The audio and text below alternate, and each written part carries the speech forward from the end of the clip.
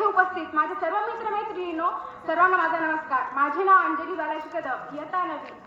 धैर्यवान, कुशाग्रह, महापराक्रमी, अनुपम असा राजमाता राष्ट्रमाता जिजाऊ यांना माझा विनम्र अभिवादन.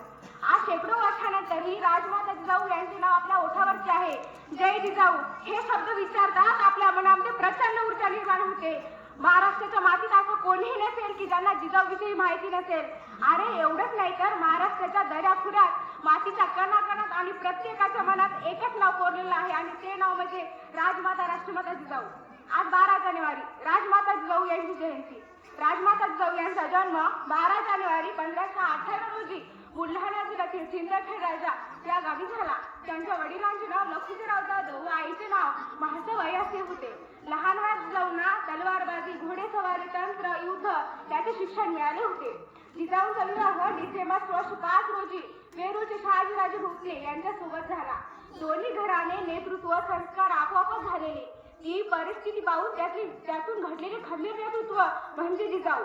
स्वराज्य निर्मितीमध्ये नेतृत्व, मातृत्व आणि कर्तव्य या तिन्ही गुणांचा योग्य उपयोग करून जिजाऊने राज्य कसा असावा याचे योग्य उदाहरण घडवले.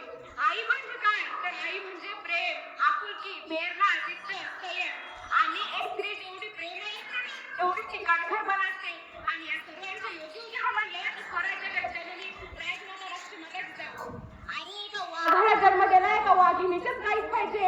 एका वाघाला जन्म दिला, एका वाघिणीच्याच काही पाहिजे. आणि ती वाघिणी म्हणजे राजमाता राष्ट्रमाता जिजाऊ. जिजाऊ म्हणजे काय तर जिजाऊ म्हणजे पृथ्वीवरतील आदिशक्तीचे रूप. जिजाऊनी स्त्रियांना बाहेर हरणे होऊन जगण्यापेक्षा एक वाघीण होऊन जगायला कसे शिकवले. आता या राजमाता राष्ट्रमाता जिजाऊ बद्दल कितीही सांगितले तरी ते कमी. प्रत्येक घरात शिवबा जन्माला यावा सगळ्यांनाच वाटते, तर प्रत्येक आईने जिजाऊ व्हायलाच हवे. घरात अंगणातली तुळस, गोठ्यातली गाय आणि घरातली माय यांच्यावर कोणी वाकडी नजर टाकली तर त्याची गळ केली जाणार नाही. धगधगत्या ज्वालातून पेटल्या मशाली स्वराज्य संकल्पनेची नवी पहाट झाली. अखंड स्वराज्याची सावली, धन्य जिजाऊ माऊली, धन्य जिजाऊ माऊली. शेवटी एवढीच म्हणजे जय जिजाऊ, जय जिजाऊ.